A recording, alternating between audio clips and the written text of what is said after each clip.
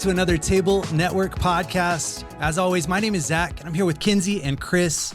And today we have a very special guest on this episode, author and founder of the Table Group, Patrick Lencioni.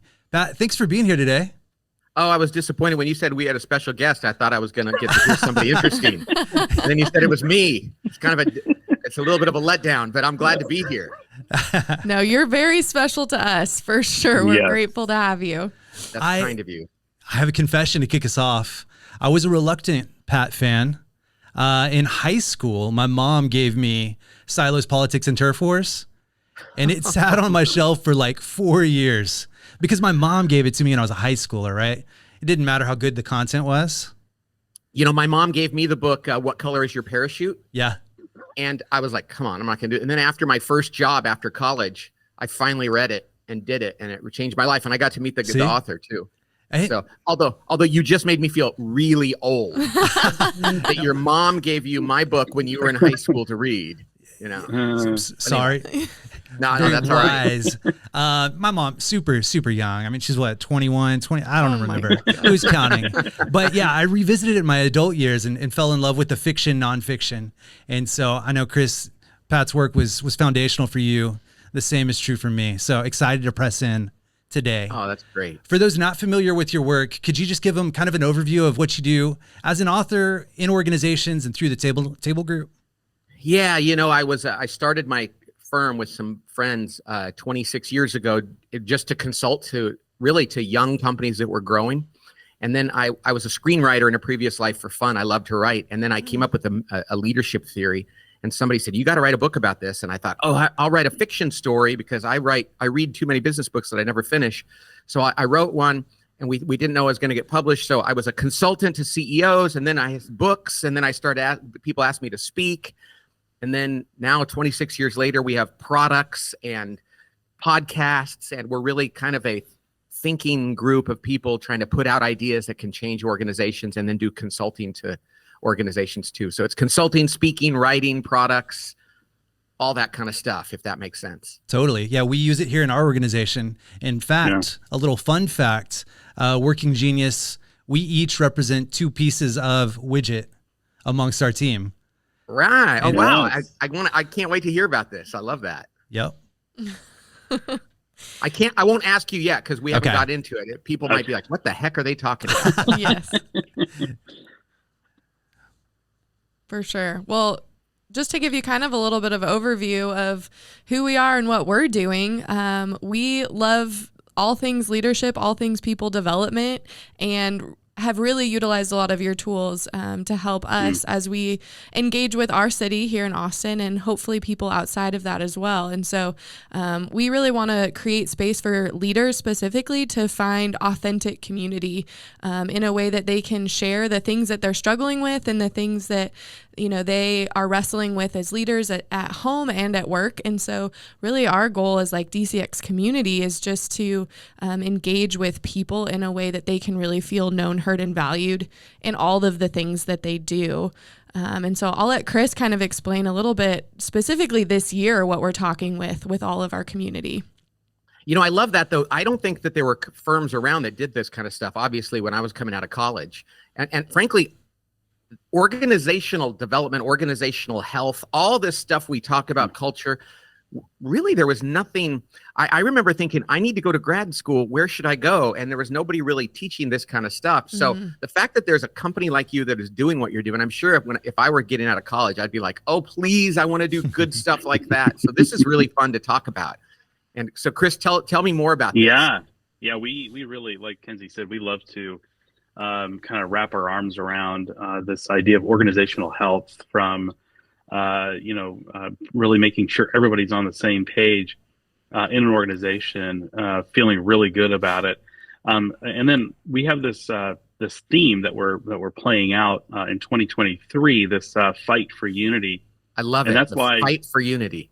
That's because it's a fight, because our human nature tends to be very divisive. And so just leveraging, I know like the Working Genius, we've used that. And I've heard you say this idea of really being able to give everyone in the organization dignity.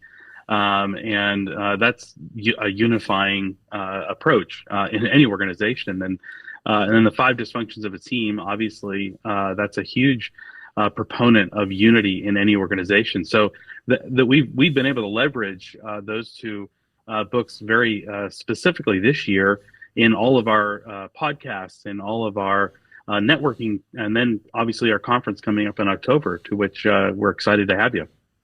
Yeah, this fight for unity, you mentioned dignity, is right up my alley these days. In fact, about just under 2 years ago, we reestablished the core purpose, the reason why we exist as a company, from just trying to make organizations healthy to really speaking out for human dignity and truth, because the world has changed so much. Yeah. I mean, it's possible that from a sociological, cultural standpoint, the world has changed more in these last 25 years than it has in the last 1,000. Mm-hmm. Yep. And it's hard to see that when you're up close, but we realize there's more going on right now, and there's more disunity because there's less anchors around what is real and what is true. Mm-hmm. And so this fight for unity is no joke. It is a fight because it requires discomfort. Mm-hmm. Yes. Yeah.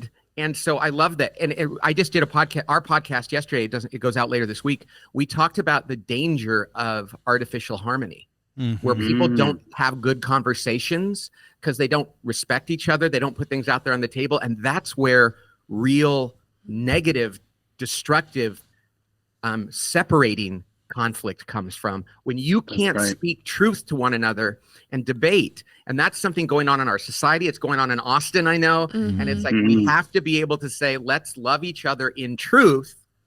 And that's where the unity will come from. But if people say, yeah, I want unity, but I don't want to ever be uncomfortable, that's not possible. No. So, Yeah. I love this conversation. Like anything good, it comes with a cost, and it takes hard work, right? Yeah. We have to fight for it and set it as our intention each and every day. Otherwise, you end up with artificial compliance instead of authentic community, or you end up with uniformity instead of actual unity. And so we've just kind of set that as our intention this year. And we used 5 dysfunctions as a tool to identify the things that prevent us from working in unity as a team, or really as a greater community.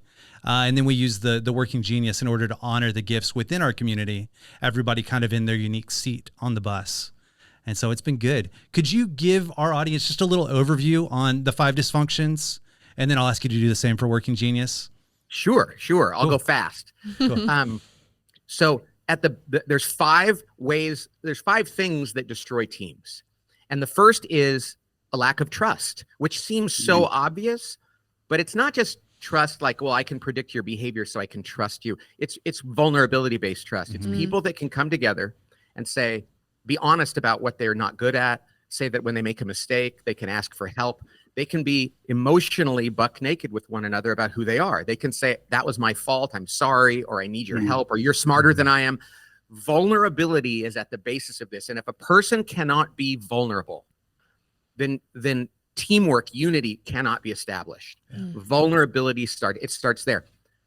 The vulnerability, though, is important because it takes us to the next thing up the pyramid, and that is it allows us to engage in healthy conflict. If I'm in a relationship with somebody and I have trust through vulnerability, I can argue with them knowing that if they convince me that they're right, I'll say, oh, you're right, I'm sorry, I got it wrong, or vice versa. If I know that if I can convince them, they're going to say, oh, yeah, which is why conflict requires trust.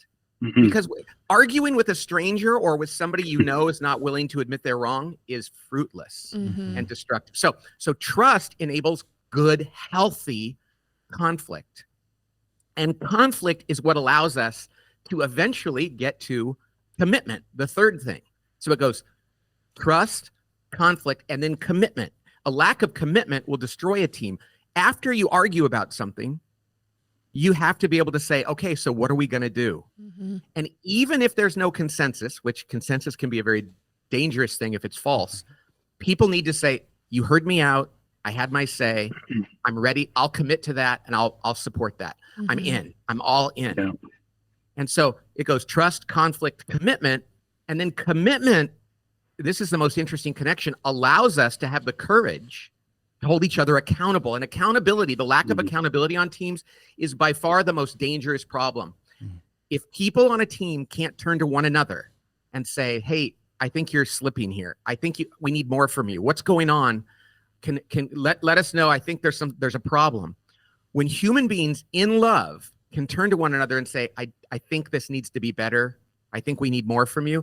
That's a great sign on a team. And when people can't do that, teams fail. But it's the commitment, knowing that somebody is all in, that gives us the courage to say, hey, I know you're all in.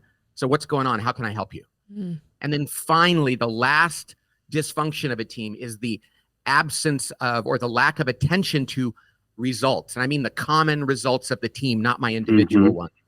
Putting the group's results ahead of my own. Not my department, not my person, not my budget, not my salary, not my ego, but I'm more interested in the collective results of the team than I'm in my own. And if we don't hold each other accountable, that's not going to happen. We're going to drift back. So those are the things: trust, conflict, commitment, accountability, and results are the 5 positive things we need. And the dysfunctions is when we don't do that. I hope that was fast enough for your audience. Sorry. No, that was so good. So helpful.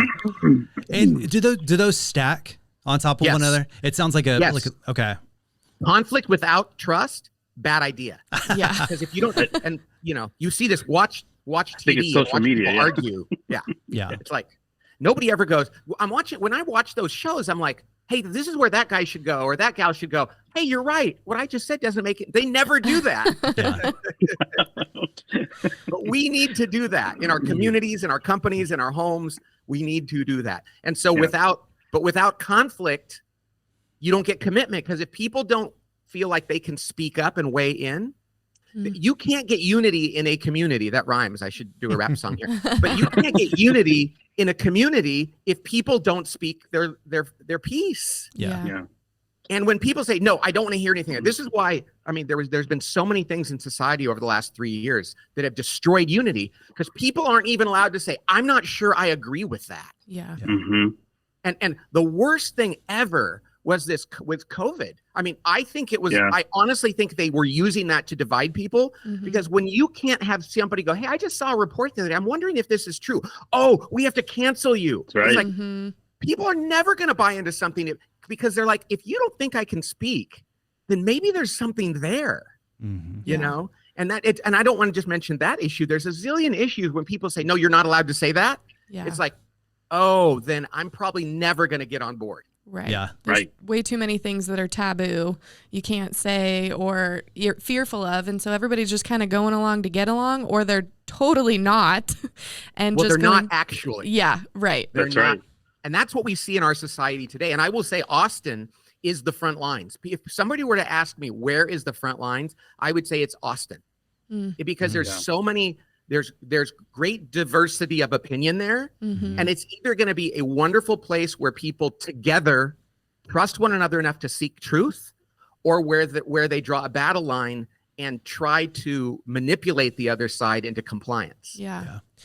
So I'm so glad you're doing this. Yeah. Where do you think, so when we're talking specifically about these like big issues, right, and specifically cities in the country, how do you get trust amongst like a large group of people where you're not interacting necessarily on a day-to-day, but there's other people who, yes, I disagree with, but how do I establish some trust with other groups of people who might think differently on such a large scale? Okay, I can't believe I'm going to get into this. This is so interesting. So I'm going to use 2 examples of people in society. And I think that the one thing we have going for us is the positive part of social media. And that people can still choose. And that's why when they start to shut people down on social media, it's very, very dangerous. But I'm going to name 2 people that I think are probably more unifying in our nation than I don't want to say than anyone. And they're people that I probably disagree with on a ton of stuff, but I love what they're doing. And that is Joe Rogan and Russell Brand. Yeah. Okay. Now, both of these guys would be considered kind of rebellious people, and probably their personal way they live their lives, I might disagree with some of that, because I wouldn't have considered them to be heroes of unity in the past. But what I love about them, and my wife and I were literally last night going through YouTube, and watched both of those guys, because even though I disagree with a lot, they are willing to entertain all opinions. And they're attracting people because we know they're not trying to force an opinion on somebody. They are really exploring truth. And even as a follower of Jesus, which I am, I know that they're open to talking to people about that. That's right. And they don't shut anybody down. And so I think that there's some people in the culture, unlikely, if you were to ask me, who are helping unify things. And what I find very interesting is that they are now more and more the target of institutional media and government. And so that tells me that they're doing something really, really well. So, and what I've seen with those two guys is that they tend to care more about the people they're talking to than the issue they're discussing. Yes. And it goes back to what you said earlier about dignity. When you can give someone and their worldview, their current worldview, dignity, without saying it's right or wrong, it's just, I want to listen to you. I want to hear you. Man, it can change somebody's perspective. That's why we talk about this idea of real leadership comes with the burden of making sure that everybody that comes in contact with you feels heard. Yep. Like really heard. Yes. And that's a leader's job, is to create an environment. And that's why, and gosh darn it, in society, people use these words, they hijack words like, let's create a safe space. And it's like, no. That's a safe space is where all viewpoints are respected and people are loved, not where people go someplace to avoid being challenged around their ideas. And one of the things I love, and I don't know where this comes from, and it's biblical, is that, truth and grace are both required for love. Yeah. We have to give people grace, but we have to speak to them in truth. And if you take either of those away, it is cruel. That's right. So being graceful to somebody, but not challenging them or bringing them a truth that might help them, is actually leaving them where they're at and in a bad place. But also telling people the truth without any grace, right? That's cruel, because then they don't feel heard. So you need both of those things. Yeah. And man, boy, I'm going to quit my job and come to work for you guys. Hey, let's go. All right, we got it recorded on video, everyone. That's right. That's right. It is interesting because we have this opportunity that in Austin here, where we've got a lot of the city leaders, and we're part of another organization that we get brought into some of these kind of citywide discussions. And I sometimes have to, or I feel like I need to guard what I'm saying or how I'm saying it, because, we'll lose people in the conversation or the discussion. And so I just got to thinking as we were talking it through, it really does take more investment personally into each of these folks at the table to be able to establish that trust. So it kind of goes back to the dysfunctions of that team is the reality amongst the group. Sometimes we don't really have that trust because we don't know each other super well. So kind of as I'm sitting here listening to you, I'm like, it's informing now. Maybe I need to reach out more individually to establish more of that trust so we can have a broader dialogue. Yeah. And, and that's that fine line. It's a burden, by the way. I love that you used the word burden before, because it takes energy and it takes risk. But it's a fine line between just affirming somebody to make them feel better, loving them and appreciating who they are, but not necessarily agreeing with everything they say. And this is interestingly enough where the working genius comes in. And I'm not just inserting this. It's like, rather than capitulating on an issue, it's so much better if we just understand the person, who they are, who God created them to be. And when you're talking to someone, you're arguing and you go, oh, wow, you have the genius of wonder, or you have the genius of tenacity, or you have the genius of discernment. That's so cool. They go, oh, so you care about that? Yeah, I love knowing you, and I love appreciating you, and I can trust that in you. Then suddenly people go, oh, so you see me, you appreciate me. Why would I not open up to you? So yeah, it's huge. I think in families and communities and companies, the more, St. Francis once said, seek to understand more than to be understood. And if we understand people, it breaks down barriers. It's a beautiful thing. I love it. I was in a conversation listening to Pat Gelsinger, the CEO of Intel, recently, and they were asking how he shows up fully in the workplace, specifically in regard what did he say? To his faith. And he said, if I want to be able to have any influence from my worldview with my faith, then I have to create space for others. They have to feel known, heard, and valued first and foremost. And then there's that relational bridge that can stand any conversation. But it starts with relationship and it starts with trust. It was good. So that's great. Well, I think I think too, from a relational standpoint, and we've talked about this often, is that this idea of really kind of bringing people into a discussion, we tend to start from a hard skill or from an accomplishment perspective. But as we talk about this all the time, the reality is, we have intrinsic value as human beings, and that value is there from the beginning of time, in that we were made in God's image. And so this imagery is about these characteristics that we've been endowed with, this idea that we can be kind and compassionate, that we can be curious, that we can, be faithful and loyal. And so it's unfortunate, but we just don't talk about those things that we see in others. And yet those are the things that really attract us to those people. And yet, it gets left off of most discussions. We want to jump right to the topic.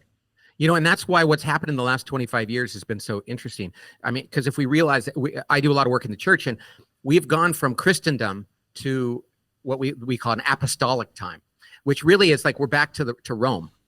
And we no longer have these common principles. For years, we had these common principles, like just simple things, biblical principles around loving our neighbor as ourself and doing those things. And we didn't realize, and we've heard about this all of our lives, that as that goes away, other things happen. And now that we don't even have common principles around that, it's like we have to go back to a more basic building of trust. It requires a lot more work. And those of us, if we assume that's there, it's going to lead to frustration. We have to realize we're back in Rome. These people we're talking to have not been raised with a common understanding of what is good and what's not. And so it's really about laying the groundwork. I think of Paul speaking in Greece, you know what I mean? Like he had to say things in a language that people who had no concept of a Judeo-Christian background could understand. Well, none of us really have experience in that. And so that's kind of where we have to get back to. The other thing we have to be prepared to do, and this is a hard one, to be a leader means to suffer more than it did 25 years ago. We have to be willing to suffer for this. And in a world where, I love Mother Teresa said, God doesn't call us to be successful. He calls us to be faithful. But when we grow up thinking it's success, success, success, well, today, to be faithful might not necessarily lead to worldly success, but if you're a leader, you have to be willing to do that. Yeah. That's I right. think that's why so many leaders are frustrated these days, is because they want to climb the corporate ladder. They want the success. They want the paycheck. They want the title, whatever. And then you get there and you're like, oh, this is a lot of hard work. I got to make a lot of sacrifices in order to get what we need to do done. And so it leaves people feeling lonely or isolated or disappointed, or like this isn't what it's cracked up to be, when I think the culture has set the narrative so wrong for what true leadership really is. And I totally agree. You got to suffer, and it's painful. That's right, yeah. I'm just finishing. I can't finish it because I don't want to, because I'm going to be too sad, but I'm reading Mark Twain's book, Joan of Arc. I did not even know Mark Twain wrote Joan of Arc, a book. I didn't either. He said it was the best book he ever wrote by far. It gave him more joy. He researched it for 12 years. Wow. To write it. He said it's the best book I've ever written by far, both for him personally and for the world. So I'm reading it. It's amazing. She is probably by the way, a 17-year-old girl in 15th century France, illiterate, poor, and it's a true story, literally took control of the army and led them to reclaim their country in the name of God, but tried to say to the English, please, you can leave. We don't want to hurt you. But if this is our nation, God has called me to lead us. Please leave. And if you don't, we have to. So anyway, I don't know how she could do that, right? Probably the best leader of all time. When you read the book, you go, nobody's done this. Of course, she was called by God.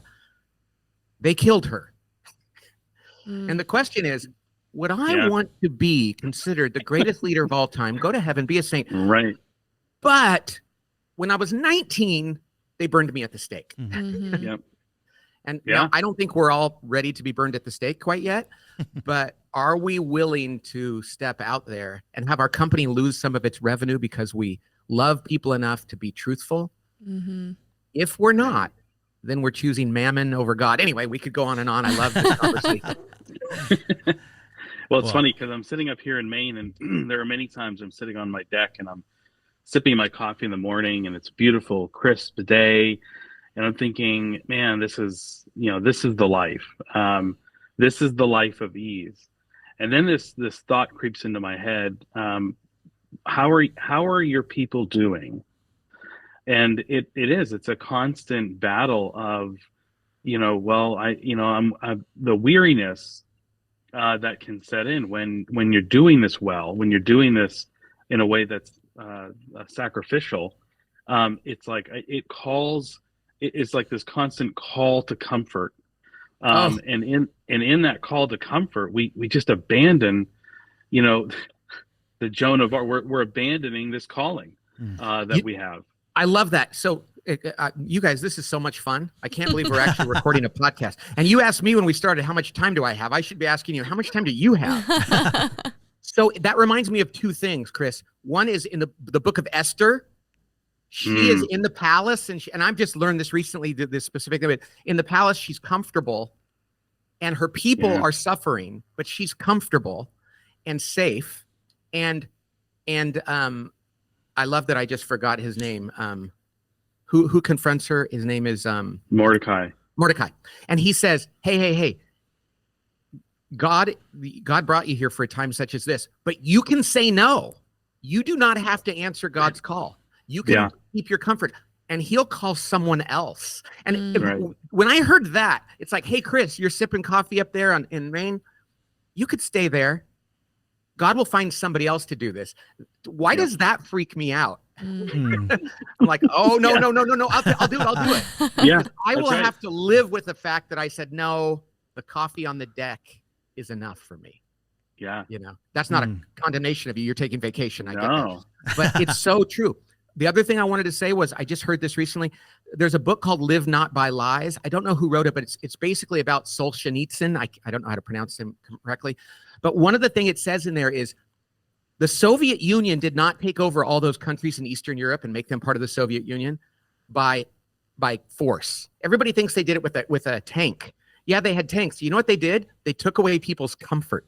They said, if you don't join the party, you can't go to the movies. You can't go to this. You won't be invited to this. And people gave up their freedom, not because they were going to be killed, but because they were going to be denied certain comforts, pleasures, and inclusion in events. Yeah. And I think about how that's kind of started to happen in our society too. And I'm amazed at how people are like there was a time, because I live in California, and for a variety of reasons, we didn't get our kids vaccinated. We couldn't go to the movies. And I couldn't go to a Warriors game. They just said, no, we're not going to let you come. And it's like, am I going to do something that I don't necessarily choose to do? And that's not to weigh in on that issue. It was about a family thing based on having some comfort or opportunity removed from me. Well, heck, what are my chances if somebody comes to me with a knife or a gun and says, denounce your faith? Right. Yeah. Put things in perspective. Yeah. It's so important, listening to both of those stories kind of right next to each other, to find a call that's worth the cost, right? You really got to identify a call that's worth the cost. And I'm thinking about Joan of Arc. If you don't have that call or that motivation, you're never going to be able to endure. The same is true in the workplace. We've got to find a purpose to rally behind. And our identity can't be found in our work, in the doing, in the task, or in the paycheck. Or ultimately, you're going to be left feeling like you were sold short. And so, and it can't be sneakers. Yeah. I mean, like if I make sneakers for a living, and I'm willing to die for that, but am I willing to die for a principle, for someone's life or their dignity? Am I willing to die for the greater good? But if it's for my shareholders' wealth and my ability to keep my job, it is going to be so sad at the end of that road. And so, and you know something, we have a duty to lovingly help millionaires and billionaires understand that they are on a road to real grief if they continue that way. Yeah, that's right. And so, but we have to love them and tell them the truth. And they're not going to like it when we tell them the truth, but we have to do it in love. No. Yeah, I think that mirrors my story, is the success I found, with our business and 5 years in, thinking I hit every metric I could possibly think, and yet I was at the lowest point in my life. I was I've been so there. lonely, and it's like, why did no one warn me that this path leads to this utter loneliness and isolation?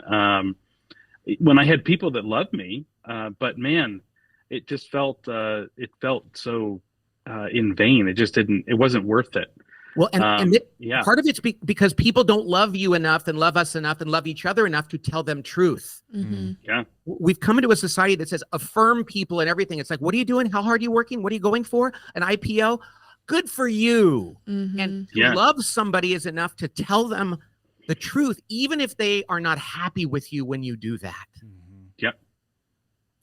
So yeah, we've had a lot of those conversations. We talked to a lot of leaders in Austin, and we're trying to help and coach them on this path. And we tell them, hey, if you literally isolate yourself toward this business development, this big idea that you have, you're going to end up feeling pretty miserable. And you can see just a lot of people are just not willing to hear that message. The world's message of success is much, much more alluring. And so what we know is that, okay, well, this is something that we get to do. It's not something we have to do. And those no's, or that look of disappointment in somebody's eye when we tell them or we try to coach them, it can be discouraging, but it's like, no, this is why we're here, and not everybody's going to listen, but it's worth the effort for sure. Jesus never, and a big problem we have in society is this idea that we think it's about being nice and kindness. That song, I don't know all the context, you got to be cruel to be kind. And it's not cruel, but you have to be truthful. And sometimes a person can be set back by this. But if you really want to be kind to somebody, you have to tell them the truth. Right. And when we don't, that is a form of cruelty. I like to think, I was reading, and I don't want to sound like I do read the Bible a lot, but I'm not. When people say that, I'm always feel like, oh man, I don't do it enough. I picked it up the other day and I was reading, and it said, you can't serve both God and mammon. You will end up hating one and loving the other, or loving the other one and hating the one. And I thought, oh my gosh, what is my mammon? Yeah. Is it my career? Is it my reputation? It's usually not money, because it's usually based in pride, but it can be money, fame, reputation, power, control, pleasure. And so I think those are those basic truths that people need to be confronted with. And that's why I love it when a very successful person speaks out and says, it didn't satisfy. Yeah. No.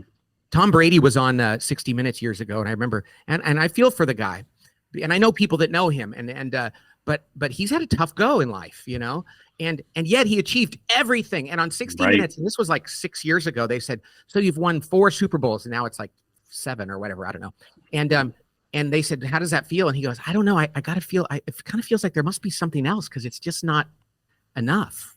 Yeah. And unfortunately, I think he was like, it's 5 Super Bowls, it's 6 Super Bowls. Yep. And somebody had to go, man, give it up. So it's tough. I was laying in bed the other night just thinking, because again, I'm a future thinker, so I'm always in the future. And so I'm laying in bed the other day thinking, what if everything I've envisioned, and people tell me all the time I'm a visionary. Okay, but what if everything I've envisioned comes true? Then what? Like, who am I? And so one of the other speakers we have at our conference is Tim Tebow. One of the things that he's talked about, and I love this idea, is it's really working every day to be significant instead of successful. Significance being this idea that we can, hijack somebody's whole life with an act of kindness, with, a compassionate word. And so this idea of being significant, I can do that. My 75-year-old parents can do that without being the CEO of an organization. That I just think that's such a, I can be significant to the employees I have. It's just so much better. It's so much more I love that. But when you first say and I think, was it Bob Buford? Remember Bob Buford, who wrote the book called Halftime? Yeah. And I think he talked about going from success to, and I met Bob before he passed away. He's a dear, dear man. But when you said significant, I thought, so many people think that means like famous and big. Yeah. And I was just praying. I pulled out my phone yesterday. I have a prayer app, and it was I chose the prayer for husbands, and it said, God help me and my family to live in the appropriate station of our lives where you put us. And that's why some of the greatest saints were dishwashers and doormen and nuns who did the tiny bits of work that changed people's lives in a way that other people didn't know. But in the world today, I think people think significance means fame and scale. That's right. And it's such a lie. Yeah. It is. It's whatever God wants me to do. And there are people that clean the office at night here that are happier than people who build the company that's being cleaned. Right. So, I love you guys. This is so fun to talk. We should record this. We hit record, right? Yeah. No, I'm just kidding. No, I love that. And thinking about viewing, I mean, we view society and we still think we live in Jerusalem, but really we are in Rome.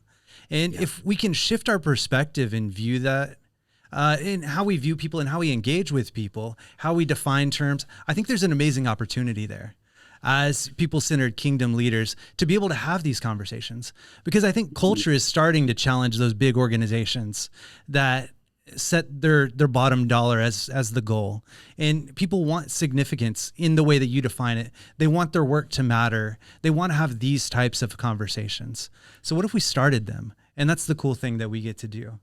Well, and you guys are doing something so important too, because one of the things that the early Christians had is, and by the way, this is not about exclusivity. It's about going out and loving on other people. But the early Christians lived together. They had community amongst themselves. Mm-hmm.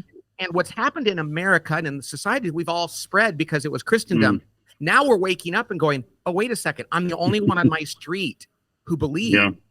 And so we need these communities, as you guys are doing at DCX, so we can come together and support one another and hold each other's arms up, not so we can bury ourselves in a neighborhood by ourselves, but so that we can go out with love and strength. But if we're isolated, which is the greatest tool of the evil one, then we become bitter.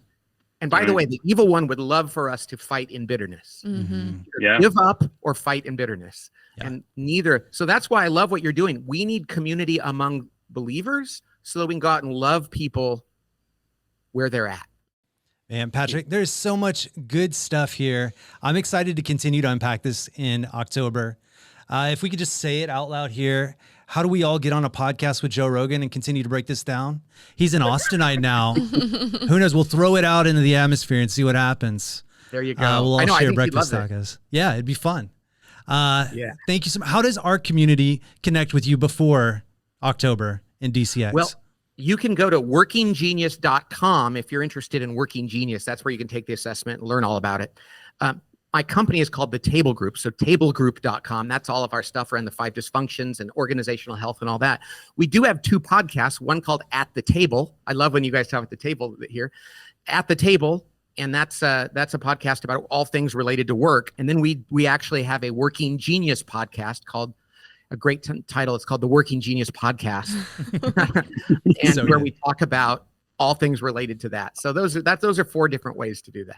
So good. Well, I'd encourage our community to go check it out. Thank you so much for being here today and investing in our community. I can't wait to see you in October, and I just hope a lot of people come and we get to talk. And this is I'm a kid in a candy store with people like you. It's going to be a good time. Can't wait. We'll see you then. God bless you guys. Mm-hmm.